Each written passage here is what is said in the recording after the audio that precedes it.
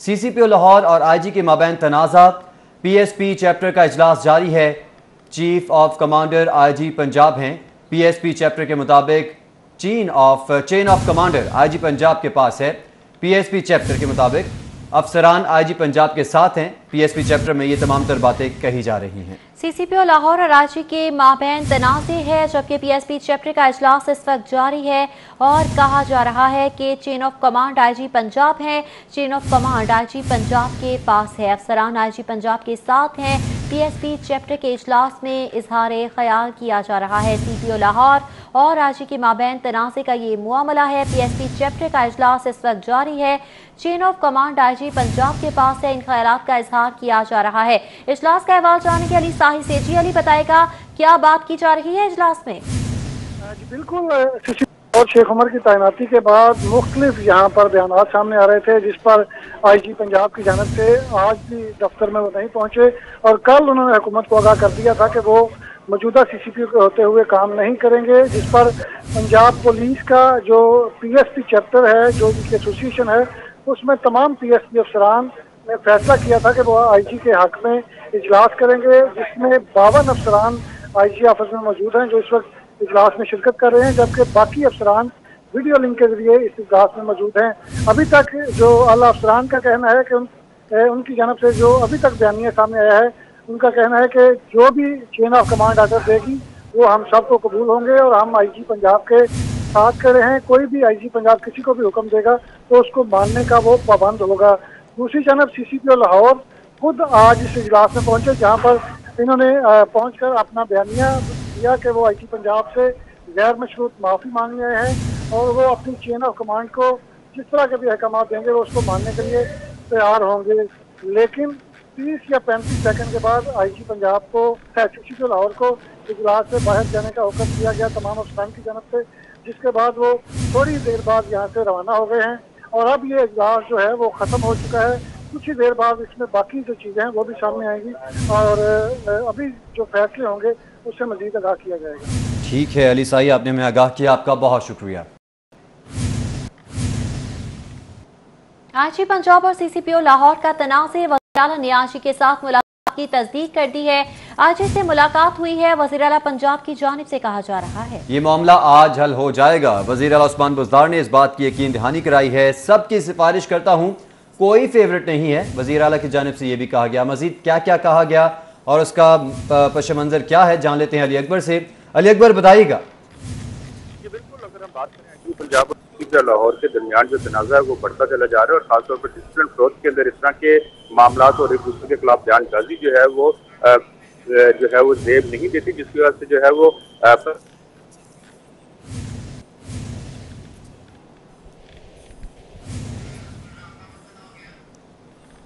अली अकबर से हमारा राबता मुनक़ता हो गया है। आपको एक बार फिर से बताते चलें, वज़ीर आला उस्मान बुज़दार की जानिब से कहा जा रहा है कि ये मामला आज हल हो जाएगा। सबकी सिफारिश करता हूँ, कोई फेवरेट नहीं।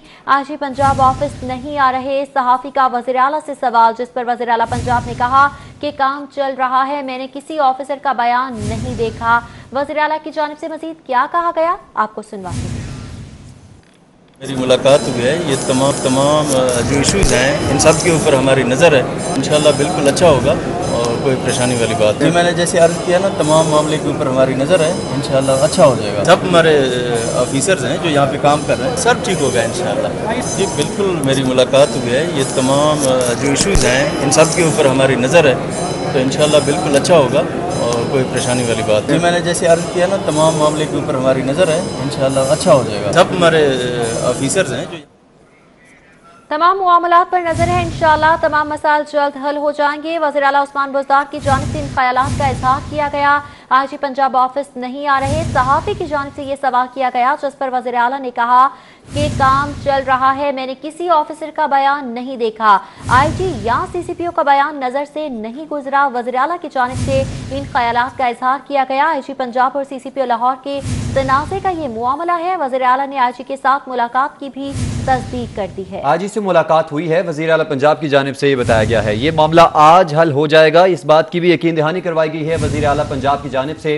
सबकी सिफारिश करता हूँ, कोई फेवरेट नहीं है। IG पंजाब ऑफिस नहीं आ रहे। सहाफ़ी का वज़ीर आला से सवाल, काम चल रहा है, वज़ीर आला पंजाब ने सहाफ़ी को यह जवाब दिया, मैंने किसी ऑफिसर का बयान नहीं देखा। वज़ीर आला ने मज़ीद ये भी कहा कि IG या CCPO का बयान नज़र से नहीं गुजरा और दूसरी जानिब उन्होंने भी कहा कि हर मामले पर हमारी नज़र है।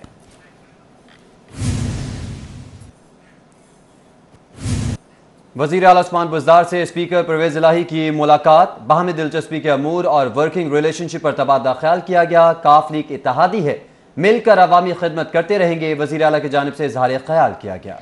सरदार उस्मान बुज़दार ने कहा कि वर्किंग रिलेशन मजबूत से मजबूत हुई है, जबकि 2 साल कारकर्दगी अवाम के सामने है। साजिशी अनासर सूबे की तरक्की के मुखालिफ हैं। उस्मान बुज़दार की जानिब से मुलाकात में इन ख्यालात का इजहार किया गया। वज़ीर आला उस्मान बुज़दार से स्पीकर परवेज़ इलाही की मुलाकात हुई, बाहमी दिलचस्पी के उमूर वर्किंग रिलेशनशिप बारे तबादला ख्याल हुआ।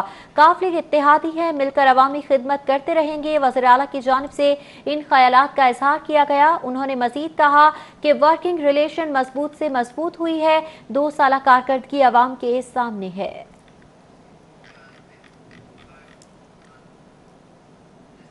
एहतसाब अदालत के जज जवादुल हसन ने पैरागॉन सिटी केस में एक गवाह पटवारी अब्दुल गफूर का बयान कलमबंद कर लिया। पेशी के मौके पर ख्वाजा साद रफीक का कहना था कि महंगाई ने अवाम का जीना दो भर कर दिया है, ऑपोजिशन को अपना किरदार अदा करना चाहिए।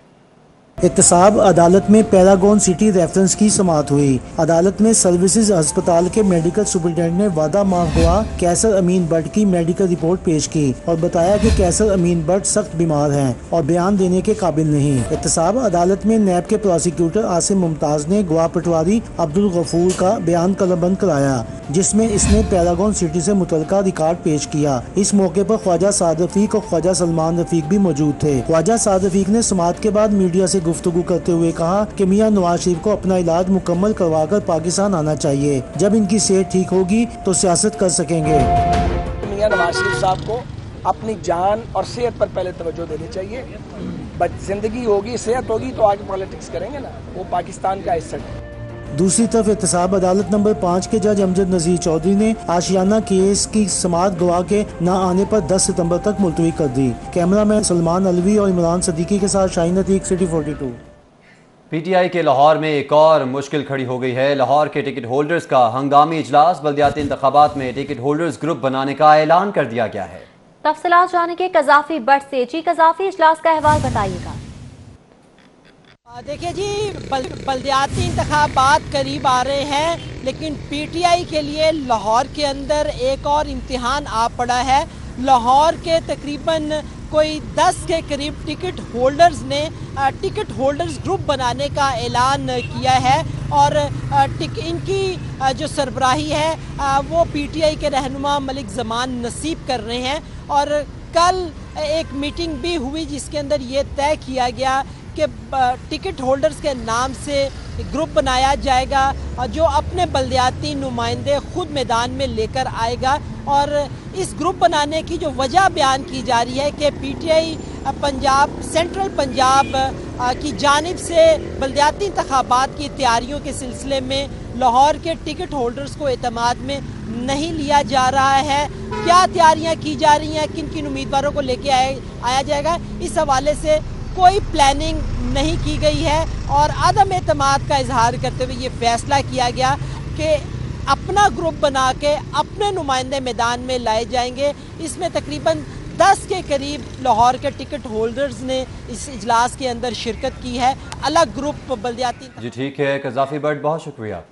Welcome back. सिटी 42 की खबर पर एक्शन। लेक्चरर्स की भर्ती के लिए ऑनलाइन अप्लाई की तारीख में तौसी का फैसला कर लिया गया। वज़ीर हायर एजुकेशन की हिदायत पर कमीशन ने 10 सितंबर तक तारीख बढ़ा दी है। जी बिल्कुल, लेक्चरर्स की असामियों पर भर्तियों के लिए उम्मीदवारों को मजीद 2 दिन मिल गए हैं। पंजाब पब्लिक सर्विस कमीशन की वेबसाइट 2 रोज से बंद है। वेबसाइट की बंदिश से उम्मीदवारों को मुश्किलात का सामना था। यासिर हमायों की कमीशन को वेबसाइट फाल करने की हिदायत जारी की गई है, जबकि वेबसाइट को लोड करने के मुताबिक फाल किया जाए। राजा यासिर हमायूं की जानिब से हिदायत जारी की गई है। सिटी 42 की खबर पर एक्शन लिया गया है। लेक्चरर्स की भर्ती के लिए ऑनलाइन अप्लाई की तारीख में तौसी का फैसला कर लिया गया है। वजीर हायर एजुकेशन की हिदायत पर कमीशन ने 10 सितंबर तक तारीख बढ़ा दी है। लेक्चरर्स की असामियों पर भर्तियों के लिए उम्मीदवारों को मजीद 2 दिन मिल गए हैं। पंजाब के सूबाई वज़रा और हुकूमती अरकान असम्बली के हलकों के लिए फंड जारी कर दिए गए। पंजाब हुकूमत ने मजमूई तौर पर रवां साल के लिए 10 अरब रुपए के फंड जारी कर दिए। जी बिल्कुल, 10 अरब रुपए के फंड जारी कर दिए हैं। इस हवाले से आपको अपडेट कर रहे हैं कि पंजाब के सूबाई वज़रा और हुकूमती अरकान असम्बली के हलकों के लिए फंड जारी किए गए हैं।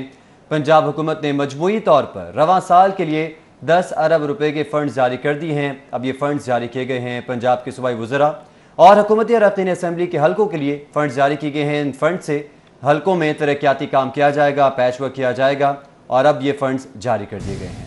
जी हाँ, वज़रा और हुकूमती अरकान असम्बली के हलकों के लिए तरक्याती कामों के हवाले से फंड जारी कर दिए गए हैं। पंजाब के सूबाई वज़रा और हुकूमती अरकान असम्बली के हलकों पर ये फंड खर्च किए जाएंगे। तफसीलात जानेंगे अली राम से। अली बताएगा किस मद में ये फंड जारी किए गए हैं। जी बिल्कुल, ये हुकूमत पंजाब की तरफ से सूबाई वज़रा और अरकान असम्बली जो हुकूमती अरकान असम्बली हैं उनके हलकों में तरक्याती मनसूबाजात के लिए रवा माली साल के दौरान जो किस्त थी वो 10 अरब रुपए की जारी कर दी है। और इससे पहले भी क्योंकि जो हुकूमती अरकान असम्बली और इत्तेहादी जमातों के अरकान असम्बली जो हैं उनके हलकों में तरक्याती मनसूबाजात के लिए 25 अरब रुपए का ये प्लान बनाया गया था। तो पिछले माली साल में 9 अरब रुपए से ज़ायद के फ़ंड जारी किए गए और रवा माली साल के दौरान वज़रा अरकान असम्बली और उनके इत्तेहादी जमातों के जो अरकान असम्बली हैं उनके हलकों में तरक्याती मनसूबाजात के लिए ये फ़ंड जारी किए गए। और इसके लिए PND बोर्ड की तरफ से बाकायदा इसकी एडवाइस भी जारी किया और ऑनलाइन जो है ये फ़ंड बराह रास्त मुतलका अज़ला को दे दिए जाएंगे। तो इसमें लाहौर को देखा जाए तो लाहौर में 1 अरब रुपए का बजट जो है वो रिलीज़ किया गया है जो हुकूमती अरकान असम्बली हैं और वज़रा हैं उनके हलकों में मनसूबाजात के लिए। और इसमें अगर देखा जाए तो तरक्याती मनसूबाजात है, वहाँ पर स्ट्रीट लाइट्स की तनसीब है, सीवरेज के निकासियाब के मनसूबे हैं, साफ़ पानी की फराहमी के मनसूबे, इन मनसूबों के लिए ये फ़ंड वो जारी किए गए। ठीक है अली राम, बहुत शुक्रिया आपका। अंदरून शहर टेक्साली गेट में मकान की छत गिरने से मियाँ बीवी और 3 बच्चों समेत 6 अफराद जाँ बहक हो गए। रेस्क्यू 1122 ने 3 घंटे की तगोदो के बाद मलबे तले दबे अफराद को बाहर निकाला। हादसे में 4 अफराद जख्मी भी हुए। तफसीलात के लिए देखिए हसन खालिद की रिपोर्ट।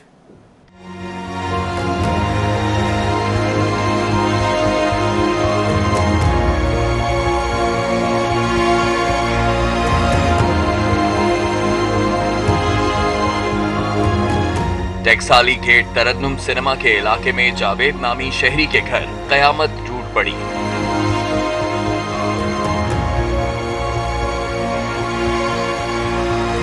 हमसायों की बोसीदा दीवार गिरने से शहरी जावेद का 1 मंजिला मकान ज़मींबोस हो गया।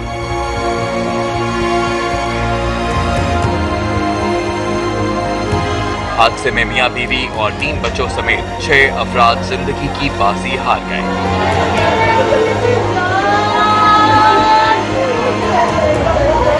रेस्क्यू 1122 ने 3 घंटे के ऑपरेशन के बाद मलबे तले दबे अफराद को बाहर निकाला। जाँ बहक होने वालों में 60 साला जावेद, 48 साला रुबीना, 16 साला आमना, 2 साला शुजात, 6 साला हसन और 4 साला जैगम शामिल हैं।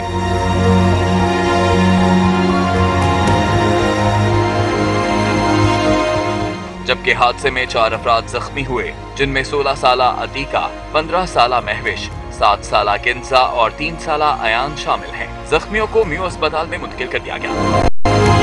लवाहिकीन के मुताबिक हमसायों के मकान की दीवार बोसीदा थी। रात घर में सब सोए हुए थे कि दीवार मकान की छत पर गिरी और पूरा मकान जमीन बोस हो गया। उन्होंने वज़ीर आला से दादरसी का मुतालबा भी किया है।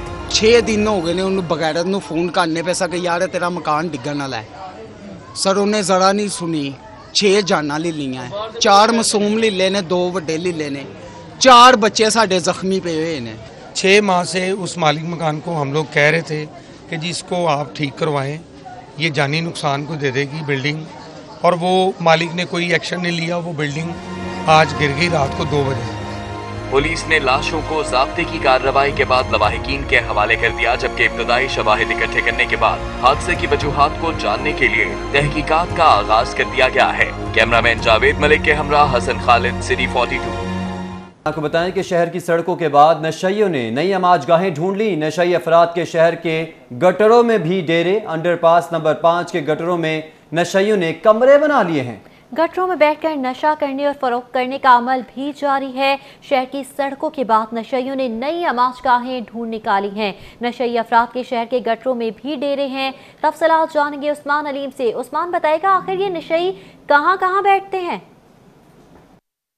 जी बिल्कुल, लाहौर की सड़कों पर तो नशे सरेआम फरोख्त होते ही थे, लेकिन अब इन नशेइयों ने ऐसी ऐसी आमाज गाहें ढूंढ ली हैं जहां पर किसी का वहमो गुमान जो है वो नहीं जा सकता।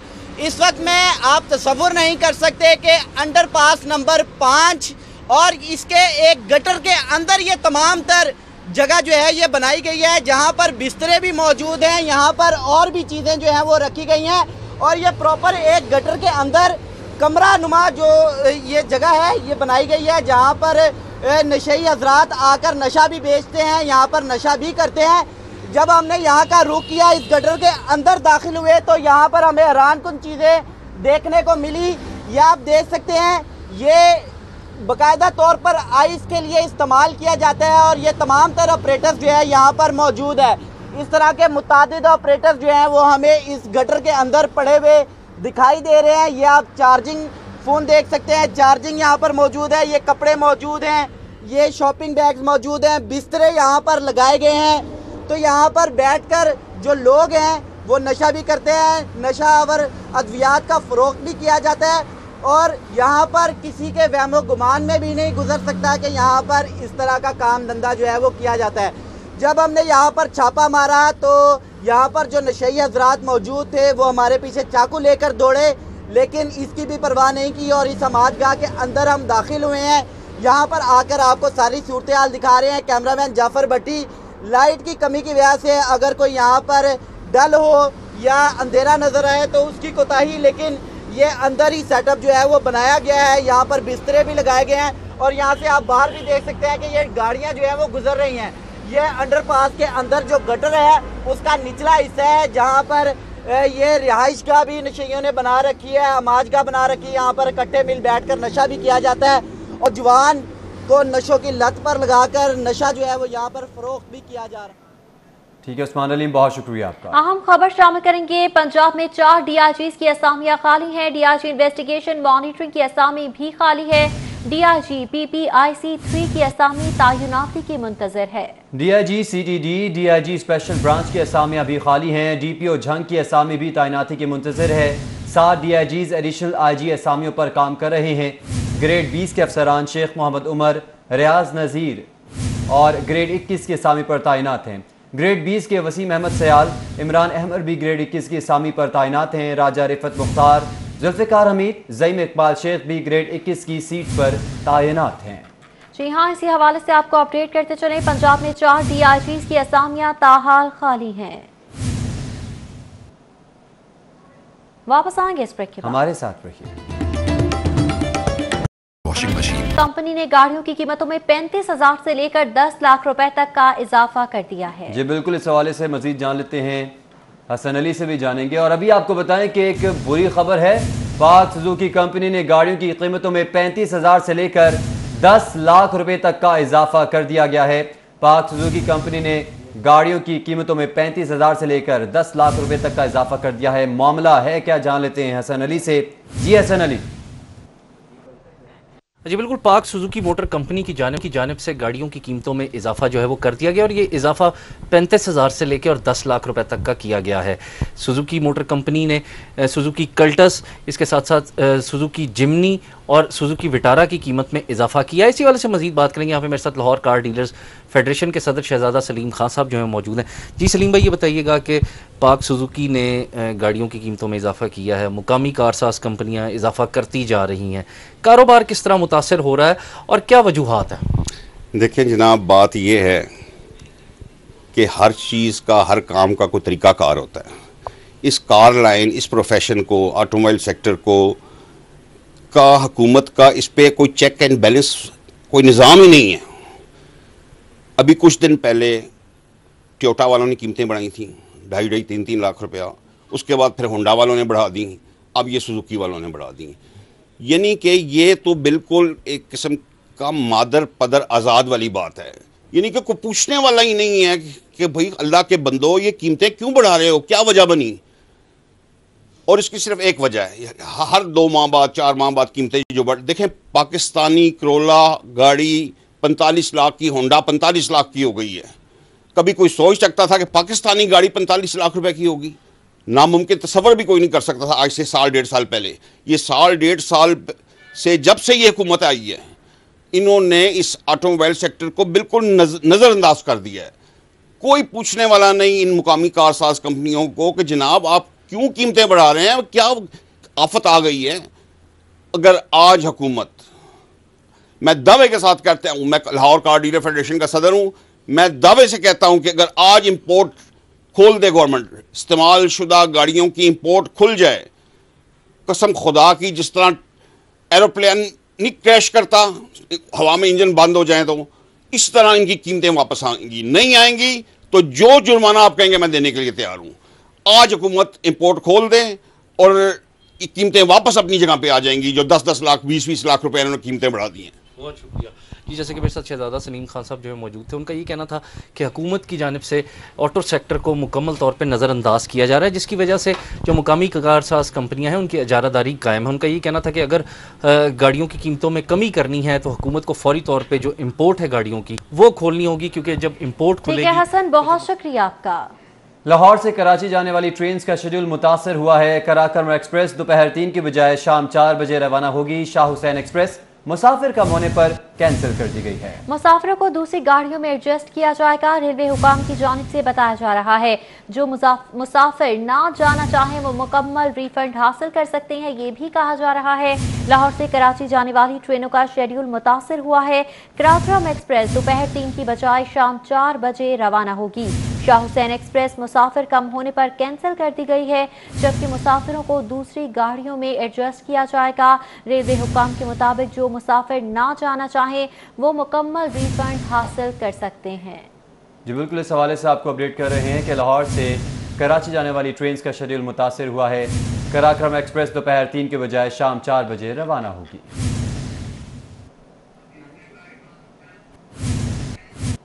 बुज़दार सरकार का 2 साल में 5वें आईजी की छुट्टी कराने का फैसला कर लिया गया है। आईजी पंजाब पुलिस शुएब दस्तगीर को हटा दिया गया है। ज़राए की जानिब से बताया जा रहा है बुज़दार सरकार का 2 साल में 5वें आईजी की छुट्टी कराने का फैसला किया गया है। जी हां, 5वें आईजी की छुट्टी करवा दी गई है। आईजी पंजाब पुलिस शुएब दस्तगीर को हटा दिया गया है। ज़राए की जानिब से ऐसा बताया जा रहा है। बुज़दार सरकार का 2 साल में 5वें आईजी की छुट्टी कराने का फैसला और 5वां आईजी भी तब्दील कर दिया गया है। बुज़दार सरकार की जानिब से 2 सालों में 5 आईजी तब्दील कर दिए गए हैं। आईजी पंजाब पुलिस शुएब दस्तगीर को भी ओहदे से हटा दिया गया है। सीसीपीओ और आईजी के दरमियान जारी तनाज़े के पेश नजर ये फैसला सामने आया है। तफसीलात जानेंगे कज़ाफी बट से। कज़ाफी, बताएगा आखिरकार आईजी को ही हटा दिया गया?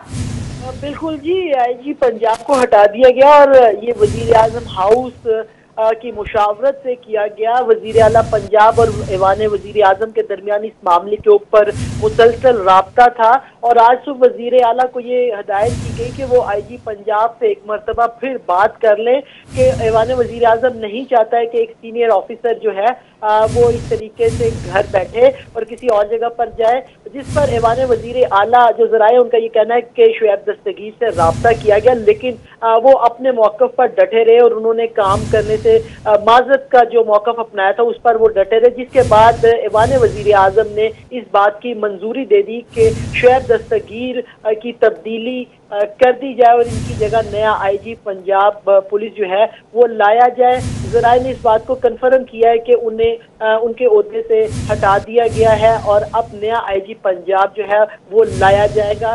कोशिश की गई थी वजीर आला की जानिब से भी कि यह मामला किसी तरीके से सुलझ जाए और दोनों मामला हल ना हो सका और आईजी को तब्दील कर दिया गया है। कज़ाफी बट हमें आगाह कर रहे थे, आपका बहुत शुक्रिया।